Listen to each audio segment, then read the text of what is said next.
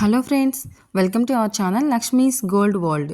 ఈ వీడియోలో మనం ముకుంద జ్యువెలర్స్ సుచిత్ర బ్రాంచ్ నుంచి కాసుల పేరు కలెక్షన్ చూస్తున్నామండి.